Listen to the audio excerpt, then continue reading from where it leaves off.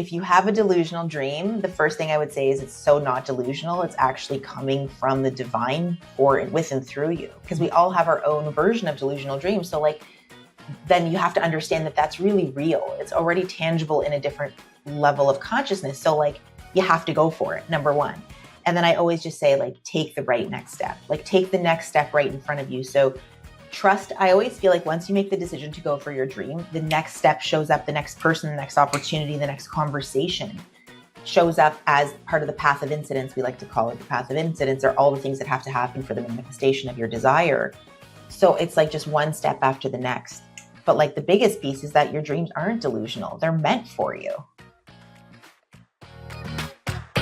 Hey everybody, welcome to Delusional. I am your host, Michelle Coyle. I am here with my good friend Adele Tevlin. Hey Adele. And hello. Adele went from being so broke she couldn't afford dinner to making $12 million within a few years, only working a few hours a week. And I am fascinated to dive into all of that. Adele, thank you for being on the show. Where should we start? Let's start with the broke part, because you and I have that in common. I've been broke in my life. Totally. Tell us where you found yourself, what you would describe as maybe your, not rock bottom, but like, at your toughest place in your life. Totally. First of all, I love that your podcast is called Delusional, because it's like, hello, people totally think I'm Delulu. So I would say, like, if we went back 10 years, a decade ago, so that my son is now 10. And I always say that my son's birth was my rebirth. So like there's life before Ilya, and then there's life after Ilya. Ilya is my son. Yeah. And everything about me, like the way I look, the way I carry myself, my confidence, my self-image, my self-esteem, my beliefs, my paradigms, my programming has completely transformed over the last decade. The person that I was 10 years ago, was highly, I would say insecure, but you wouldn't know it. And I really didn't have high self-worth. And, because of my childhood conditioning and all the things that I teach. But the broke part really came where it's funny, because I wasn't like broke living on the street. I actually had a really successful, quote unquote, career downtown Toronto on Bay Street. I was working with corporate executives and going and doing corporate wellness before it was cool to talk about, mental health and all the things. And my business probably, at that point was making about $300,000 a year, but I didn't pay myself. I didn't have enough money at the end of the month, all the things. So my money paradigms were so fucked up. Can we pause on that for a second? Because there are people listening who are not entrepreneurs who struggle to get their head around that concept of like, what do you mean you were making $300,000 a year and you were broke? But it's like, no, in business, you don't take home all the revenue, right? Like you can I've made $1 million and lost to 200,000 that same year, Totally. Well, it's like the business was making 300 grand, but I had team to pay. We were spending more than we were making. We weren't the key is I wasn't profitable. So when you're an entrepreneur, all you care about is profit. Right. People want to talk about gross revenue, which is sexy, but if you've made 2 million and you brought home 200,000, you're not running a profitable business. So I didn't understand any of that. And, I didn't understand it because I didn't do an MBA. I'm a science person. I'm a neuroscience person. So no one taught me how to run a business, and my paradigm around money was so fucked up.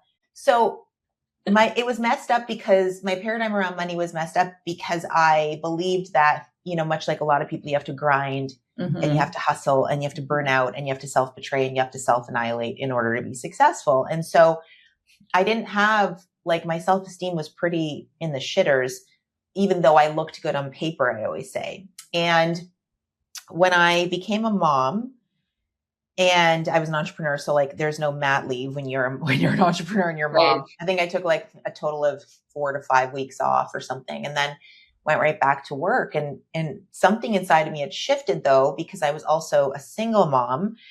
Financially, like all the financial responsibility was on me. So there was like this fire inside of me, not just to be more successful financially, but to truly like rewire everything about me so that I didn't pass it on to my son.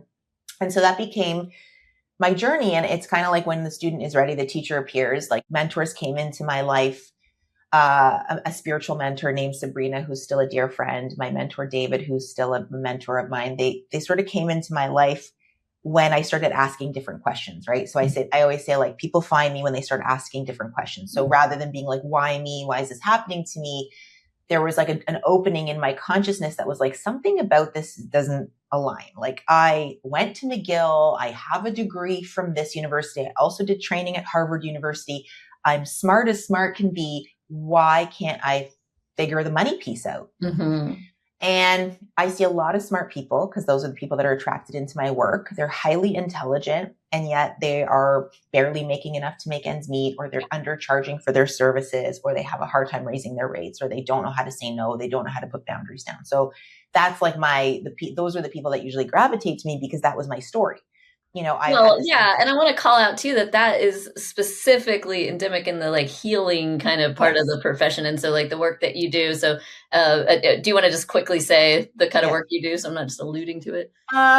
Like I would say, like I'm a psychic surgeon. I don't know. No, I do transformational work. I really do psychic surgery in that the work I do is very deep core identity work. It's really rewiring the set points, the nervous system set points, the subconscious set points, the financial set points that are wired and imprinted us in childhood, and how that conditioning plays out to create identity. But the person that you think you are isn't actually who you are. You're God in human form. And so it's taking them through my process to heal the inner child, that wounded orientation, in order for them to see the truth of who they are.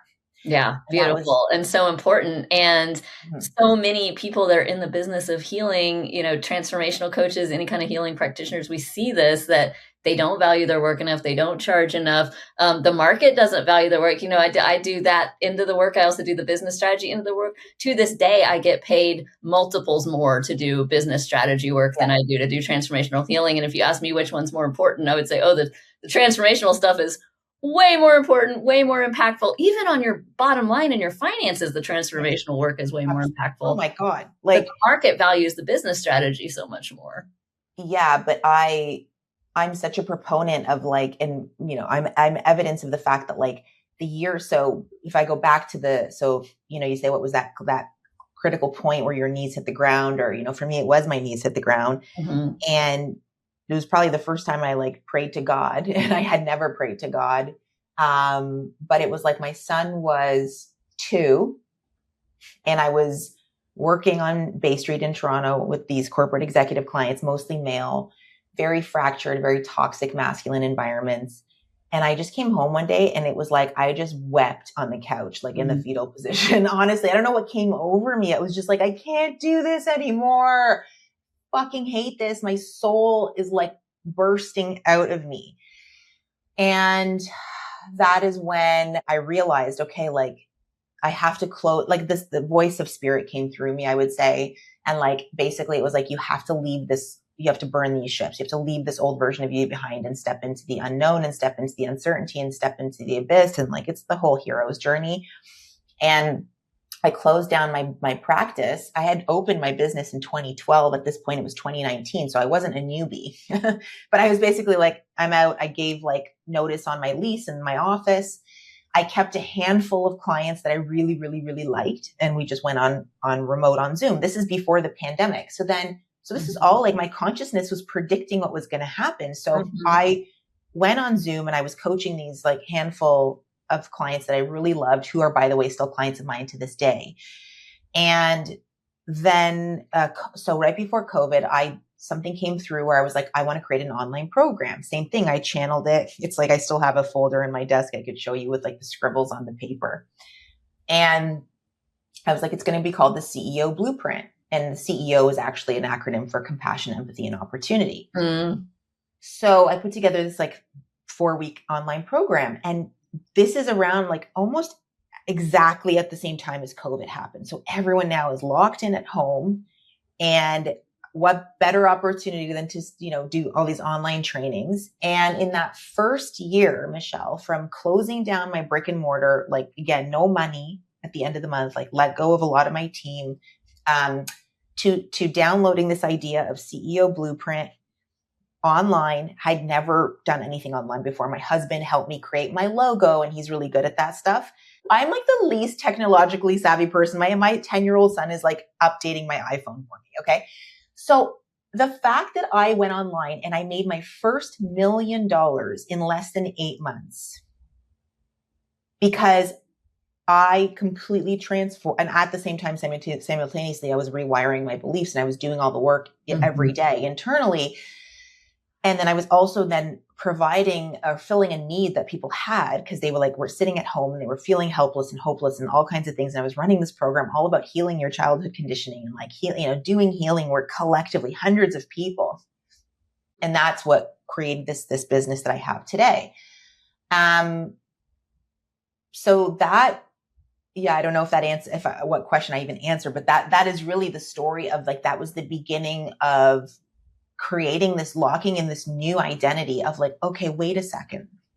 I just made $1 million in 8 months sitting at my computer in my living room while my son was in his bedroom because it was COVID. So no one was going anywhere. And I'm just facilitating my life's work to random people on the internet from all over the world. And I just brought in $1 million. And here I've been thinking my whole freaking life that you have to go to school and get a good job and blah, blah, blah, blah, blah, to maybe make a couple $100,000 a year to someday retire. It's my whole my whole consciousness just shifted. And I always say, once you have that shift in awareness, you can't unsee it. It's not like you wake up from the dream and it's oh my God, so how can we make this better? What about 2 million? What about 2.5 million? What about 4 million? What about how many people could we serve if we did this? What about this? What about this program? And so then it just became an art form. I would actually say that my life's work for me is more an art form. That's why calling myself a coach kind of feels stupid, to be honest, sometimes, because I'm so much more than that. I would actually consider myself more a transformational artist because I can see every human being that I meet, I can see what's going on internally. And I see it almost like Beautiful Mind. I can see all of these threads that connect. And then it's in the way that I deliver and facilitate my work is so unique and distinct. So, and then if one day I wake up and I'm ooh, I have this idea for this program. I just did last week, this free series called the Abundance Channel, totally for free, 5 days of channeled teachings. And I'm oh, then I want to do this. So for me, it's not about a business. Every time I do a business plan, that takes away from the essence of an artist, doesn't it? And then the essence of allowing God to work through you. And I mean, business plans are important. But what I've noticed at my level of consciousness now, the less I plan, the more successful I am because of where I'm at in my growth. Does that make sense?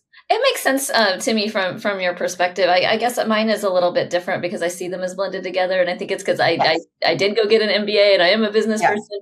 Totally. But like you, one of the things I value the most about entrepreneurship, even for myself, is how creative it allows me to be. My strengths are in creativity. I was always a creative person way before I went to business school. I was always writing and drawing and making music and things like that. And I almost went to business school to round out my skill set, which it very much did. And I'm very, very grateful for that. Yeah. But now I see that more holistically as, there's totally. There's strategy and planning and that stuff's important. There's also just letting the spirit flow through you and then the transmissions and the creation and all. I think it's all important. Totally. And my work tries to bring it all together. You said something interesting about the word coach, and I think a lot of people agree with you. The word coach has become so watered down and commodified because in that COVID rush, everybody took their business online and there was a gold rush of online coaching and everyone called themselves a coach and it got really conflated. Our mutual friend Kylie likes to talk about this a lot about are you a consultant? Are you a trainer? Are you a coach? Is maybe a very specific thing. And for a long time, I too shied away from calling myself a coach. I've come back around to really owning that word and feeling really proud of that word and feeling really proud to call myself a coach because, guiding people through transformational work is amazing. Totally. It's not a reductive thing to me. But what I want to talk about with you is you got to the point where you could charge amounts of money for coaching or whatever you want to call it, coaching as services. Yes. That are I think you said $50,000 for 3 months, where I am talking to people every day who are saying, well, I can't charge $200 an hour. I could never. And so can you talk to us about the mindset shift that you went through to get to the point where you felt confident charging that much, how you were attracting clients that would pay that much, all of that? Totally. So there's a few things I want to say before I say that, because I want to just like make sure that you understand where I'm at, like with the strategy piece, because that's important too. Mm-hmm. I really value strategy. And when I think it's about meeting people where they are. So when I'm working with clients, it's like 80 to 90% identity, 10 to 20% strategy, right? Mm-hmm. It's versus like, there's no strategy. So when someone's starting out in their business, they need the strategy. Right. But what I've really come to experience, and this is actually probably even for me in the last 6 months, is I'm playing in a different realm altogether, where it's like you become the strategy, you become the frequency. Like it's not that my business has a strategy. I have a COO, I have a CMO, I have an assistant. So they're operating in the realm of 3D strategy. Right. I'm operating in the realm of 9D consciousness. Right. So it's like, but when I was 4 years ago, no, I was like very in the business strategy, but where I'm at now is different. And then to the coach piece, I agree. I value coaching. I just think sometimes, to your point, what happened with COVID is everybody became a coach. And I talk about this a lot in the coaching space. Kylie and I both talk about it. There's a lot of lack of integrity in the coaching space. So there's people calling themselves a coach who did a 3-day weekend thing, or they're not embodied in their work. And so what happens is it's created a lot of distrust. Like I can't tell you how many people have come into my containers being like, this person screwed me over and that was a fraud and da-da-da. And so like they come in, it's like, I have to clean up that mess. And so it's like, I now just call it like my life's work. And I would say I'm almost more of a healer than a coach in that way. But I think it's more just because we're now coming into an era where I'm actually very confident that the coaching industry is having a turnaround, because a lot of the people that couldn't maintain it because they weren't in it for the right reasons have fallen off. And then the people that are actually in it because it's their life's work, God's assignment for them, they're elevating. So it's like a really cool place. Oh, totally. And in the last, especially the last year or two, there's such an economic reckoning in the coaching space because of that trust recession, that anyone that was in it just for the money has bounced onto something different at this point, or should, they haven't. Totally. So back to your question about the finances piece, or like, how have I gone? What did I have to do? Or who did I have? Not what did I have to do, but I always say, who did I have to become to get to a place where I could charge $100,000 for coaching, and I do. I mean, I charge anywhere from $50,000 to $100,000 to $250,000 for one-on-one coaching. My certification is my lowest price point is like a $10K offer.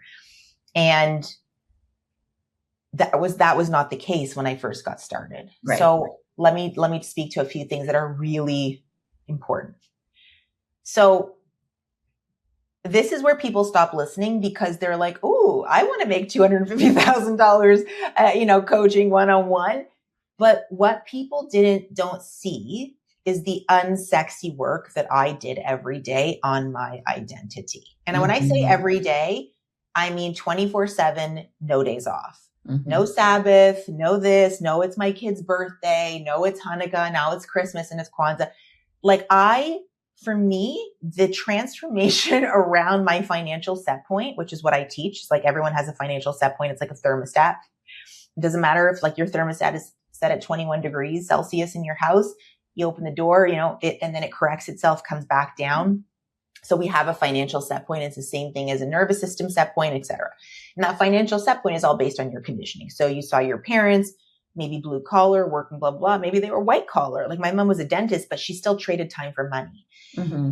And so I was locked in at a certain number that I couldn't get beyond. And so the work that I did daily around my financial set point is a variety of different things like that I teach, which was subconscious rewiring, of course. It was nervous system reconditioning, meaning like feeling safe to receive more. But it was also, and this is the part that people don't like to hear, I also recognized that I needed to be investing in myself and other mentorship in order for other people to invest in me. Totally. So this is the thing that I see that pisses me off more than anything with my clients, or not just my clients, but people that come into my world. They come in, they say, "Oh my God, I want to be successful. I want to hit my first 100K month. I want to make $1 million, whatever." Well, we get all the reasons why they want that, whatever. Okay, cool. And then I'm like, "Are you willing to do what it takes?" 100%. And I'm like, great, you have to invest in this thing. Oh no, we're renovating the kitchen. Yeah, right. Like, you don't fucking want it bad enough. Well, it's not your priority. Yeah. Well, no, it's not only it's not your priority. You still have a paradigm that believes that investing, like that you should be given something for nothing. Right. So for example, when I made my first $1 million, the part I didn't say is I had invested $100,000 in my mentor, David. Mm-hmm. I didn't have $100,000. Mm-hmm. I remortgaged my home as a single parent because in my knowing, in my soul, I was like, this man, I need to work with him. I'm sure you've had that with whether it's Kylie or whomever else. Yeah. You meet someone and you're like, and that's how people are when they meet me. They're like, I have no idea why. There is a soul to soul connection of like, this person is going to help me unlock. Mm-hmm. And so when I met David, I met him at an event and I sat next to him and then I heard him speak. And I was like, and I had never really looked at my money mindset particularly. And I got on a call with him and he's like, well, it's $100,000 at the time. I mean, now he charges probably $500,000 for coaching. And I was like, $100,000. Like I was a single mom, like literally barely scraping by to get my mortgage paid. And he was like, look, and he explained it to me like, the law works this way. You need to give in order to receive. Right. And like everything inside of me, and I didn't tell anybody because people would have thought I was absolutely cuckoo fucking bananas delusional. Mm-hmm. What? You're going to give this random guy $100,000 to do what? But I knew. So in that $100,000 exchange, I made $1 million. You're an MBA. Is that a good investment? That's a great investment, Adele. Okay. So if I tell you, Michelle, $50,000 for 3 months, I'm going to help you break through whatever financial ceiling, or I'm going to help you. And so is that $50,000 investment worth it if you make $250,000 working with me? Absolutely. So it's a wash. Mm-hmm. But people don't see it as an investment. They see it as spending money, like buying Amazon shoes. Mm-hmm. The investment that I've made in David has given me a lifetime investment as a multimillionaire, if not more and more, because my consciousness has shifted. So I didn't start off by charging $100,000 for coaching, but right away, he was like, what are you charging now? And I don't remember what it was, maybe $25,000. He's like, okay, we're going to bump it up to $50,000. Start practicing saying $50,000. Feel in your body where you want to fucking scream. Keep practicing until the one person, says okay. And then that's how you keep changing your set point. So now how I look at it is like, well, what's the value of my time, but also what's the value of the value I provide? Right. So if I can install my consciousness into you and my beliefs into you, then I can charge $1 million. Like Tony Robbins charges what, millions of dollars? Why? Yeah, for some of his top things. Yeah. Because his consciousness is so big that just being in proximity to Tony and like being in like almost like it's like this energetic exchange that also happens. So for me, charging the way that I've charged has been, I don't want to say gradual because it didn't happen overnight, but every time I increased my own self-worth and my own set point and how much I invest in my own mentorship, it became easier, if that makes sense, to say, okay, well, if I'm spending $250,000 a year on coaching, why wouldn't I charge $250,000 a year on coaching? Right. I'm not less than my mentor. Right. We're all God in human form, right? You're not less than me. The only difference is that you don't believe you're worth it. And so I had to work on my belief that I was worth it. Does that make sense? It does make sense. I think where my question is more is there just in practical reality, there are a lot of people who could see the value of something like that, but they couldn't even access $50,000. They don't have it on credit. They don't have a mortgage to remortgage. They don't have friends and family that are going to give it. Like they're just, and that's the case for a lot of people. And so how did you get yourself around the type of people that were even able to say, not only I see the value in paying $50 or $100 or $250,000 for coaching, but I have the resources to be able to access to do that? Such a great question. So my belief based on the laws of the universe is if you have a desire and you see the value and you make a decision, the money circulates back to you. But you have to say yes before sometimes you have the money in physical form. So what does that mean? If I said to you, Michelle, if you were like, okay, I want to do it, Adele, but I don't have the money. Okay.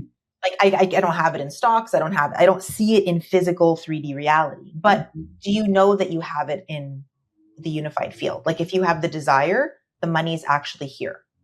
It comes through opportunities. Okay. So I then say to people, well, what would happen if your child was taken at ransom and you had to come up with 50,000? Right. What would you do? No, seriously. I don't actually believe when people say I don't have the money. I'm like, that's not true. Yeah. Because if you had a child in need of heart surgery and they had to go to Japan, you would, and I'm not saying people need to beg, borrow, and steal, but you understand that the tone of what I'm saying is that people find the way, right? Mm-hmm. Yeah, I always say this as, and this is to me an entrepreneurial identity is entrepreneurs don't say, I don't have it. They say, can I get it? Where can I find it? Yeah. Yeah. So it's shifting. Okay. So if you really want to do it, where could you find the money? Because I didn't know. So same thing when I did the 100K with my mentor, I didn't know to think to remortgage. He said to me, okay, so you want to do it? I said, yeah. And he goes, okay. But I said, but I don't have the money. He goes, great. So where could the money be? And we did an exercise of where could the money be? So with people that come to me, so people that come to me that do one-on-one, they obviously have the cash to do that. I don't work with someone. I would never take someone's money at that price point who didn't. I don't want to work with people who have to remortgage their home, if I'm being honest at this point. So I put them into a program that teaches them the basics so that they can get to the point where they can do that. Right.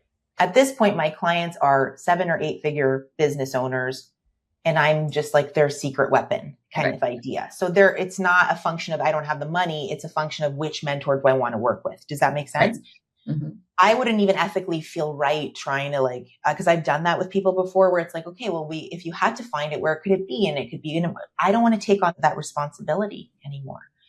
Yeah. And I really appreciate you saying that because that's one of the things that created the trust recession is that we were all taught to sell that way in I started online coaching in 2017. So just a couple of years before COVID, but it was all this I'm a trainer of neuro-linguistic programming, NLP. I love NLP, that it can be used in this sinister way. And we're all taught to kind of leverage these NLP things and just, and sell like that.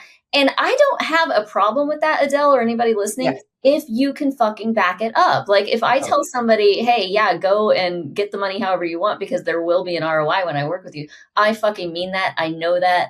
You know what I mean? Like I know that in my soul. But the problem was there were a lot of people that entered the market who were making those types of claims and then didn't back it up. And people did remortgage their houses and lose their money. They'd take their retirement out and lose it.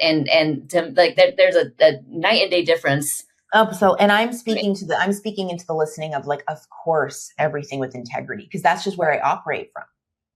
So I know when someone invests in me, they're going to get a 10x, 100x return. That is why I've been in business for this long. That is why I've had clients that don't ever leave my containers since 2020. Right. That's why I've made $12 million. Right. So for me, when I feel confident that, hey, listen, you find that 50K, we'll make it 250. As long as you're doing the work, I'm not going to make it for you. Right. But I have nothing going on about that. But that's why if I only take on a handful of one-on-ones a year, I'm very picky and selective about who I work with. Yes. And I would never, at this level of consciousness, I just don't want to work with someone that's got to scrap their last few pennies together. Right. I've outgrown that level of buyer as well, because I'm just not there anymore. So there's a better coach for someone who has to get scrappy. I'm much more of a luxury, I would say, in a luxury market now, if that makes sense. So luxury market is when I go into Louis Vuitton, I'm not looking for a sale. Right. I'm there because I want to buy the handbags. I love Louis Vuitton. Right. Or I did that when I went to Yves Saint Laurent the other day. I'm like, I want an Yves Saint Laurent handbag. That's $3,000. They're not on sale. They're not going to, if I want to go to Walmart, I'm going to Walmart, and that's cool. So I just know who I am and what I value and what I attract. But when I was first getting started, I went through the same process with my mentor where I had to have deep faith. I knew that the man had integrity, and that $100,000 that I invested has made me millions. Yeah. But I was also willing to take 100% responsibility for the results. So this is the other thing that I'll say that might be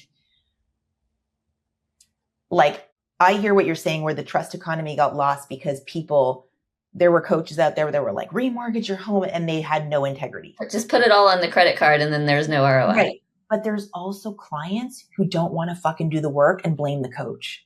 Yes. And I do. And I actually want to get your take on this, because you just said something that I very much agree with. And I too very heavily screen anyone coming in with me, which, by the way, freaks people out. Like, they'll get on a call to see if we're fit to work together. Yeah. And half the time I'm just like, no. And they're like, what do you mean, no? I'm supposed to be. I love that. No, this is a mutual decision here. Like, I get to decide too. I'm in here too. And it like throws people all the way out. But I am so serious about screening out anyone that I feel like, if I get any kind of flag that they're not going to show up, they're not going to do it. You know, they may have the best business plan, the best idea in the world, but if they're not going to execute, or they're not willing to do the unconscious work of like getting past their trauma. Like, we've all got our shit, we've all got our blocks, but like, you got to be willing to work on that stuff. And if you come in and you're like, I don't want to talk about any of that, I just want the strategy, just tell me how to make millions of dollars, I'm filtering you out. I'm not going to work. 100%. I think where the issue was the folks who just took anybody on. And so I guess my question to you is, how much do you think it is the coach's responsibility to screen people out in the first place and not even accept clients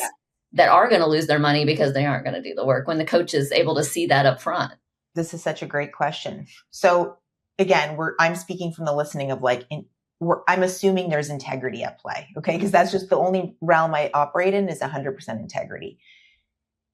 In fact, you can't make money, in my view, really in alignment if you don't have integrity. Totally. So my like where I'm at now, Michelle, is, that's what I'm saying. Like, I'm at such a different level where I have complete non-attachment. I don't sell anybody anything. I honestly don't try that hard, because I understand that the right people literally will find me. And when that alignment clicks, it's effortless.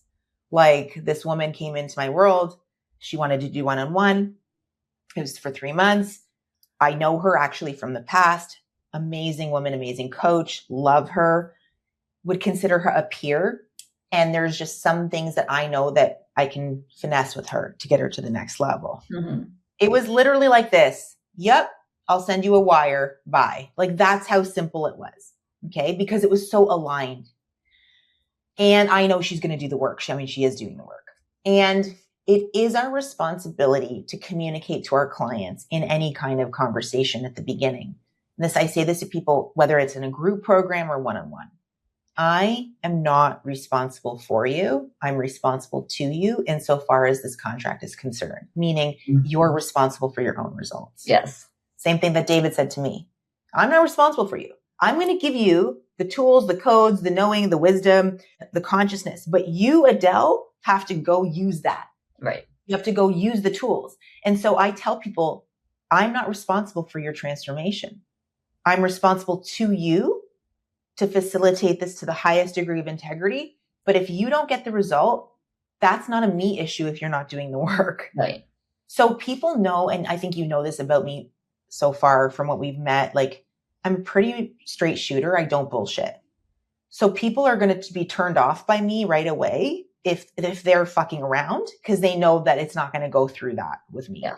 And the people that are like, oh, I like this girl, she's serious, and I can trust her because she's not taking my money, even if she can take my money. Like, to your point, you're like, no. And they're like, what do you mean no? And like, I'm interviewing you more than you're interviewing me. Yeah. Trust me.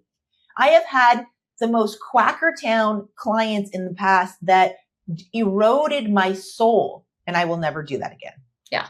The way I take that boundary, Adele, is I only work with people I love. And that means if I talk to you for an hour and I don't love you by the end of the hour, we ain't doing it. And I'm an ENFP. I love everybody, right? But I want to feel something very specific, which is I see your vision. I'm holding your vision with you.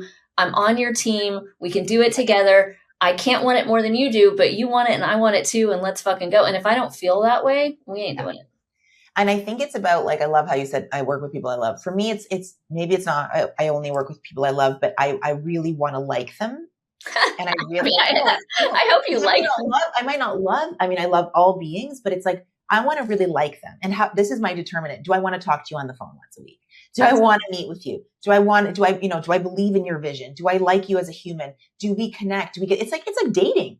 I'm not going to date every Tom, Dick, and Harry. It's alignment. Yeah. And so coaching mentorship is like, it can get so enmeshed. It can feel codependent at times. And I've had to heal business codependency and heal client codependency. There's a lot of projection. There's a lot of expectation. So the level of emotional maturity required to get close to me at this point in my life is very high, because I went through a lot of very crazy personal shit over 5 years of custody battle. I think I mentioned to you before, with my son's biological dad, who was a severe narcissist. So I've done a lot of healing. I had PTSD. I had to do so much work on myself. So now I'm repelled. I'm like, it's like a fucking no fucking way is anyone getting close to me that has that characteristic.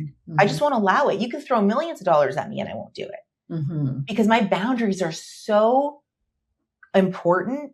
My knowing, like my gut feeling about people is never wrong. And when people love bomb me, like in programs, and like, I love you, all that love bombing, all that codependency, all that enmeshment, I'm very clear like that. I am your mentor, and I'm going to stand by you to fulfill on this, but I'm not your best friend. I'm not your mom. I'm not your lover.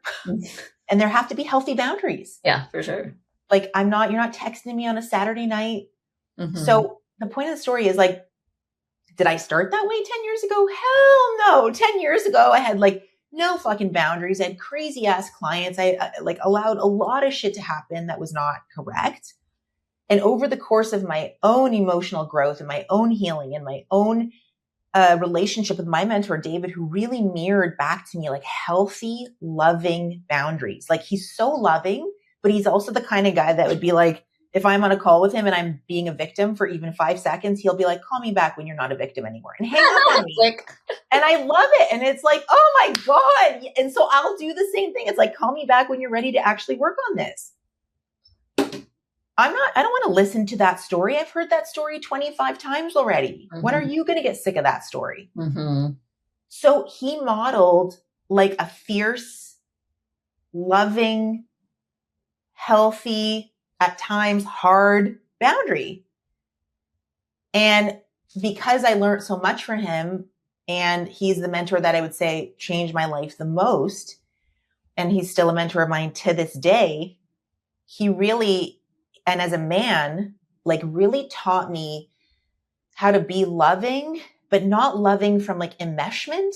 Like I see the godliness in you, because we're all God in human form. And I'm going to call you out on your shit lovingly. So when you're not taking full responsibility for your life or your results, he'd call me out on it. And guess what? There were times where I was like, fuck you. There were times where I was like, I hate you. And he's like, that's fine. But now I'm that to my clients, where it's like, they know I love them.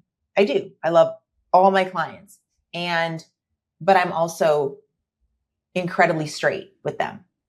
Yeah. You're not taking responsibility. I mean, that is love in my opinion, right? Like love isn't, you get to do whatever you want and I'm a doormat and you get to walk all over me. I mean, any parent knows that love as a parent doesn't look like you do whatever you want. Love looks like, here's the boundaries, here's the expectations, and I love you, and I'm here to support you while you navigate your way through this growth process, right? Either as a child, as a client, whatever, right? But I think go ahead. I was going to say, but I think what you just said is so brilliant, because a lot of us healers, to your point, especially females, have been taught that love is codependency, love is enmeshment, love is people pleasing. That was me for sure. Like that was my background with my mom. It was what I created with my son's dad. It was love felt conditional, right? Love felt I had to act a certain way. And so then I brought that into my business, right? Where I like allowed people to walk all over me for a really long time. So now it's so fascinating. Like I said, when I look at myself today and like people meet me at this version and they're like, dude, you know, like you don't mess with Adele, right? But I'm like, if you would have met Adele 7 years ago, you would have a completely different view of me. So it's been an ongoing identity upgrade of being like, I see who I am. I value myself. I value the people that I work with. I respect myself. I respect the people that I work with. I take 100% responsibility in my life. I expect others to take 100% responsibility in their life. And I don't tolerate anything less than that. And if I'm not the right person for you because you're not ready to take that level of responsibility, we'll find that out very quickly. Well, one of the reasons I wanted to even do this show, Adele, was because I was talking to people who would say, well, yeah, I want to, I want to have a business. I want to make $1 million, whatever. But I have this and this and this and this and this circumstance and this, like all the external stuff. And obviously we can coach through that. But really I was like, or I could create a free resource of a library of examples of high agency fucking people who were in whatever situation. And we have had people on the show that were meth addicts or were in jail or whatever, like started from all the way down here and did incredible things with their life because at a certain point they took responsibility, they took agency. And there was a point where they said, I'm done with this. Yeah. I'm done with the place I'm at, whether that's addiction, whether that's crime, whether that's just not charging enough, whatever it is. It's like, there's like a break point where you go, like, I'm sick of, I always say my favorite clients are the people who are just sick of their own shit. Like the people who call me, if you're sick of your own shit, call me, right? Like that's where you go, right? I would agree with that one. Yeah. And it's like, you're ready to take responsibility for your life. That doesn't mean that there's no such thing as bad things happening that affect you negatively. It's about how you respond to it. And it's about being centered on your mission and your purpose and just kind of getting back on the horse, right? And I will say something to what you just said, because I think it's so bang on. Again, this might not be a popular opinion, but I don't really care about being popular. I'm here to be a truth speaker. Yeah. I actually don't think that people can transform unless they're at that point where they want it. They're so sick of their own shit, they want a new way. Yeah. It doesn't, whatever. It's like you said, meth, it could be heroin, it could be drugs, it could be alcohol, it could be abuse, it could be this, it could be victim consciousness, it could be financial distress, like bankruptcy, whatever it is, right? It's like they have, and I don't think they have to hit, it's not about rock bottom, because I think that's actually not correct. But it's about something is shifting in their consciousness enough to open a door that says, like, I'm done living life this way. And I want to see, I'm open to something different, right? When people come to me and they're doing, I want it. Oh, we're renovating the kitchen and Aunt Sue had to get hip replacement. It's like, fuck off. You don't fucking want it. That's what I'm saying. Like the meth addict who hit, like, no, so this is going to be an uphill battle because you're always going to find circumstances that are going to get in the way. When I hit when my knees hit my ground and I was like, I literally closed it all down, had no idea what I was going to do next. And I was all in God's hands. Period. So when people are like, yeah, I want it, but no, you don't want it. It's, I want it and I'm going to do whatever it takes. I'm a meth addict. I'm going to clean myself up. I'm going to go to get sober, right? I'm going to like, I got to file for bankruptcy. I got to figure this shit out. I've lost my family because of this. Like, I got to go get myself clean. There has to be, the desire is greater than the fear. It's got to be a priority for, that's really, it's like, and I'm not judging you if it's not, if your priority is that you would rather renovate the kitchen than do coaching. Okay. I'm not here to judge you, but it's like, let's just both acknowledge that your priority is renovating the kitchen this year. And maybe next year your priority will be, changing your life. Like whatever, like we're not always. You're a lot nicer than me. I've come to it, Adele, because I went through the period where I was like a real hard ass and I was real hard on the boundaries too. And, I had smaller kids, like you still have a 10-year-old kid, right? Like I had smaller kids. I had a different lifestyle. And at that point it was like, don't fucking text me nights and weekends. Don't text me outside of our scheduled call. Like I was very strict. It's evolved for me now to the point where I'm like, my kids are older. I'm sitting over here kind of bored. I still have boundaries now, but the boundary sounds more like, hey, text me whenever you want to. If I'm not available, I'm not going to get back to you until I am. And if I am, I'll text you back. Cool. I'm able to hold a looser boundary because I had practice holding the firmer bound, and I'm sweeter about my tough love now than I used to be. It's just like, I'm not here to judge where you are in your journey. I am only here to work with people who are at this place in their journey. Well, I think we're on the same page. Like I'm not, like my boundaries are pretty, it's not about being tough. I think it's about, like, to your point, where I know who is the right person to come into my work. And it's the person that's ready to do the work, and anything and all the other circumstances and excuses are just, in my view, not relevant. And to your point, you want to go renovate the kitchen. That's cool. But then why are you getting on a coaching call to have a transformational conversation? Right. And here's the truth.